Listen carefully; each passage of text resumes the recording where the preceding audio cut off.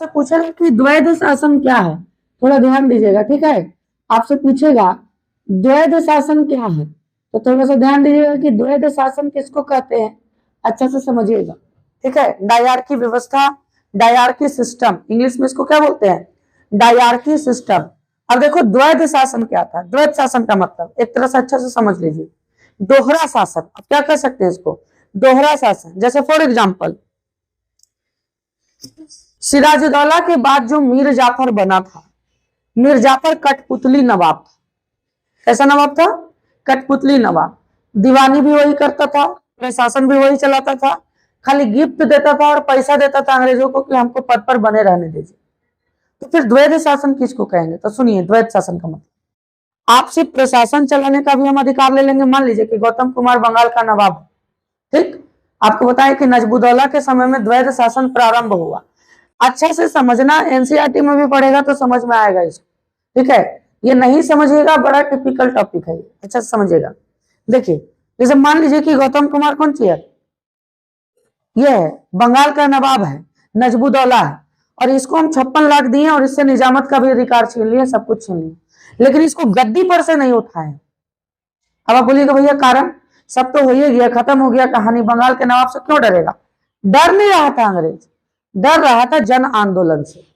आया बात समझ में, किससे डर रहा था, जन आंदोलन से डर रहा था, जनता से डर रहा था।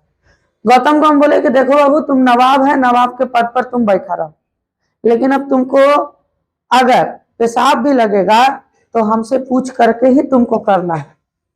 ये पूछा कि आप नहीं बोलिएगा टाइम पर, तब और नहीं बोलेंगे, ठीक है, पेट फट जाए लेकिन उठ के जाना नहीं है थोड़ा, समझ लीजिए। द्वैध शासन यही चीज है, सिंपल सा बात। कहने के लिए आप नवाब हैं, लेकिन आपको सिर्फ हम दे दिए हैं कि लीजिए आप प्रशासन की देख रेख कीजिए, बाकी जो मेन चीज है वो हम करेंगे। यानी कहने का अर्थ है, ठीक है, कि बंगाल दूध है, दूध, बंगाल क्या है, दूध है, ठीक है, दूध नहीं बोलिए, दही है, बंगाल दही है। और उस दही को मत करके जो मक्खन निकल रहा है उसको क्या करेंगे, हम खाएंगे। मट्ठा जो निकल रहा है उसको भी हम ही पी जाएंगे, ठीक है। बाद में जो खखोरन बचता है नीचे, समझिए, वो बंगाल के नवाब के लिए था, इसको द्वैध शासन।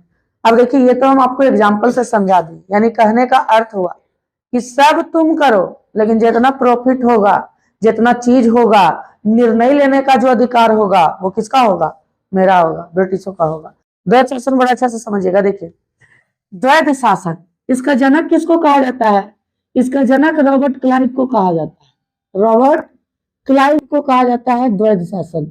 आपको बताइए कि बंगाल के किस नवाब के समय में द्वैध शासन प्रारंभ हुआ, तो आपको बताएं कि बंगाल के नजबुद्दौला के समय में द्वैध शासन प्रारंभ हुआ। देखो द्वैध शासन क्या था सो समझिएगा। ऐसे भी आप जानते हैं कि रॉबर्ट क्लाइव को स्वर्ग से उतरा हुआ गवर्नर कहा जाता है, स्वर्ग से उतरा हुआ गवर्नर किसको कहा जाता है, बताइए, रॉबर्ट क्लाइव को कहा जाता है स्वर्ग से उतरा हुआ गवर्नर, ठीक है।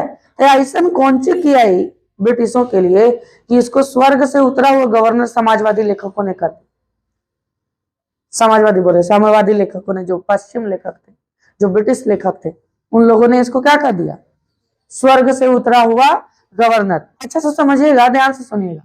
देखो द्वैध शासन क्या था, किसी भी प्रशासन को चलाने के लिए, मान लो बंगाल है, किसी भी प्रशासन को चलाने के लिए 2 विंग होते हैं। कितना विंग होता है, 2 विंग होता है। एक को कहते हैं निजामत का अधिकार और एक को कहते हैं दीवानी अधिकार। एक क्या कहलाता है, निजामत का अधिकार, और दूसरा क्या कहलाता है, दीवानी अधिकार। अच्छा से समझना, ढंग से समझना, सुनना, ठीक है। ब्रिटिशों को यह लगता था कि हमको सिर्फ मलाई खाने से मतलब, ठीक है, नारियल का खोपड़ी हम काहे छीन ले जाए, झूठ। यदि नारियल का खोपड़ी छीनने के लिए मेरे पास नवाब है ही, ठीक है, तो खोपड़ी उसी से छिलवाते हैं, बाकी अंतर से जो पानी निकलेगा, जो गड़ी निकलेगा, मलाई निकलेगा, उसको हम खाएंगे।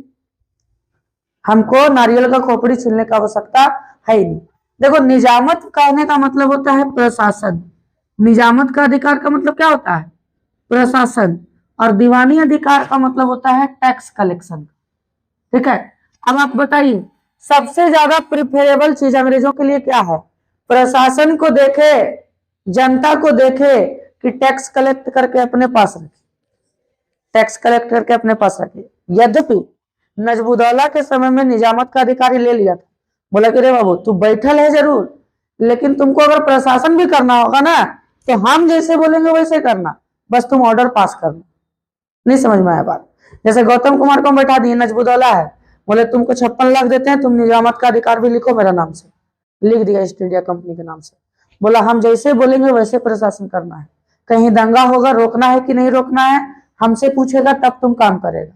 बोला सर टैक्स कलेक्शन वाला अधिकार सर, बोला कि तुमको कुछ नहीं करना है, ये हम कर लेंगे। समझ में आया? इसी के तहत आप जानिएगा मोस्ट इंपॉर्टेंट क्वेश्चन, बीपीएससी में कई बार इस प्रश्न को उठाया, दरोगा में कई बार इस प्रश्न को पूछा, ध्यान में रखिएगा। बंगाल का दीवान इसने नियुक्त किया।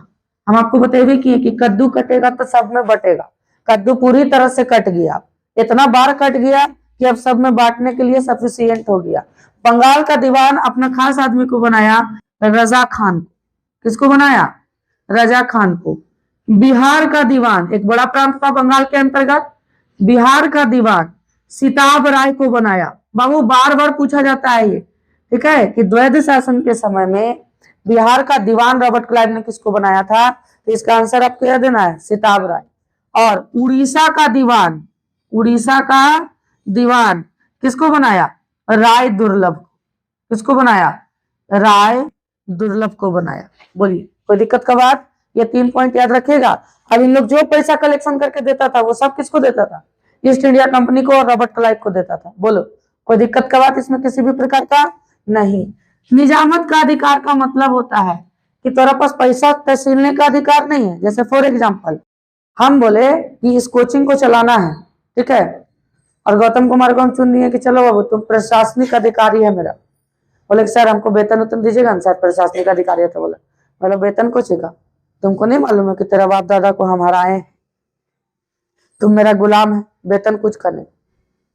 तो सर फीस उस तस लेंगे, उसमें से 10-20 रुपया 50 रुपया जलेबी सिंघाड़ा खाने के लिए।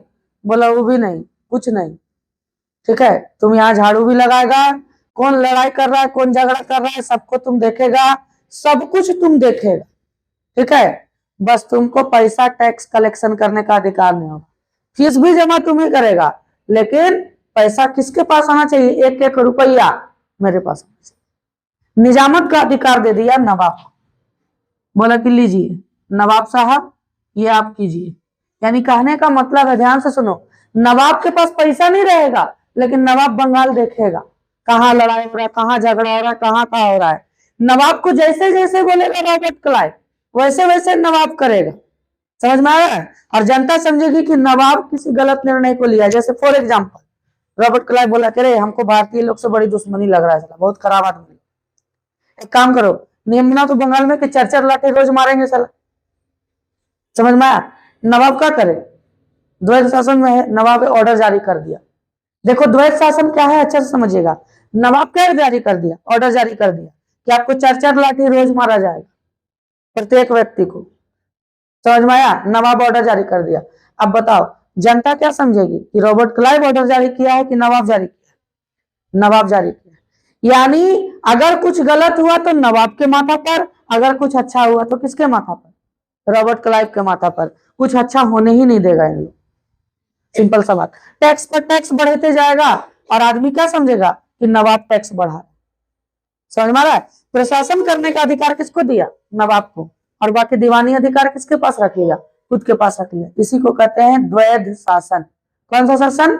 द्वैध शासन। इसी को कहते हैं, अच्छा से समझिएगा, डायरकी व्यवस्था। अब इसको लेकर के कथन कहा जाता है जो बड़ी बार प्रश्न में पूछा जाता है। कथन नंबर 1 इसके बारे में कहा जाता है, द्वैध शासन के बारे में, कि द्वैध शासन ऐसी व्यवस्था थी जिसमें नवाब के पास अधिकार के बिना दायित्व और अंग्रेजों के पास दायित्व के बिना अधिकार।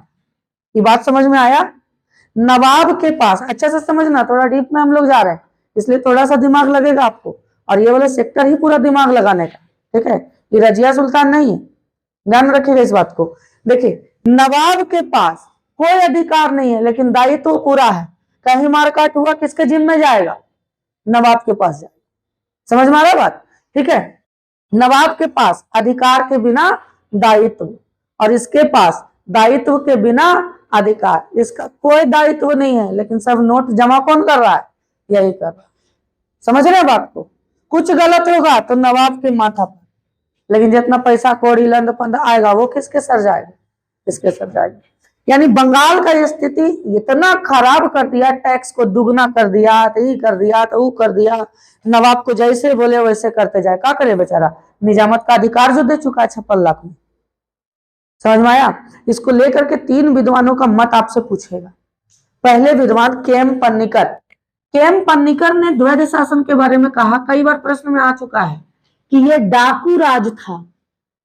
कौन सा राज था? डाकू राज। आपसे पूछेगा, सीडीपीओ के एग्जाम में इसको पूछा गया है कि बताइए द्वैध शासन को डाकू राज की संज्ञा किसने दी है? तो आपको क्या आंसर आना चाहिए? के.एम. पन्नीकर ने। दूसरे व्यक्ति आएंगे वर्सिवल अस्पियर नाम की, वर्सिवल अस्पियर नाम की। वर्सिवल अस्पियर बोलेंगे कि ये लूट और बेशर्मी का काल था। सोचो, इन लोग क्या है? अंग्रेज है। वर्सिवल अस्पियर एक अंग्रेज है, लेकिन फिर भी इससे बर्दाश्त नहीं हुआ और ये बोला ये लूट और बेशर्मी का काल था। कैसा काल था? लूट और बेशर्मी का। उसके बाद लॉर्ड कॉर्नवालिस आएंगे। लॉर्ड कॉर्नवालिस, आप जानते हैं कॉर्नवालिस के बारे में? लॉर्ड कॉर्नवालिस कहेंगे कि अगर संसार में सबसे भ्रष्टतम सरकार अगर कहीं हमने देखा या कहीं है तो वे द्वैध शासन व्यवस्था वाला बंगाल का सरकार। आपसे पूछेगा कि लॉर्ड कॉर्नवालिस ने सबसे भ्रष्टतम सरकार किसको बताया है? सबसे भ्रष्टतम शासन की पद्धति किसको बताया है? तो द्वैध शासन को बताया है, बंगाल के शासन को बताया है। ठीक है?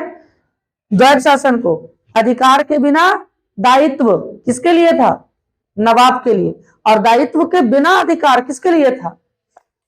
अंग्रेजों के लिए। के.एम. पन्नीकर ने इसे डाकू राज कहा, वर्सिवल स्पीयर ने इसे लूट और बेशर्मी का काल, और लॉर्ड कॉर्नवालिस ने दुनिया की सबसे भ्रष्टतम सरकार, कौन सी सरकार को कहा? द्वैध शासन की सरकार को कहा। ठीक है? द्वैध शासन का कार्यकाल आपसे पूछ सकता है, तो 1765 से 1772 तक कीजिएगा, क्योंकि 1772 में एक व्यक्ति बनकर के आएंगे बंगाल के गवर्नर, नाम होगा वॉरेन हेस्टिंग। नाम क्या होगा? Warren Hastings. और वॉरेन हेस्टिंग को जाना जाता है द्वैध शासन की समाप्ति के लिए। वो जैसे ही गद्दी पर बैठेंगे आपको पढ़ाएंगे गवर्नर जनरल में कि वॉरेन हेस्टिंग ने द्वैध शासन को क्या किया था? समाप्त किया था। ठीक है? याद रखिएगा, द्वैध शासन का जनक रॉबर्ट क्लाइव। द्वैध शासन को समाप्त करने का श्रेय किसको जाता है? वॉरेन हेस्टिंग को जाता है। बोलिए, किसी भी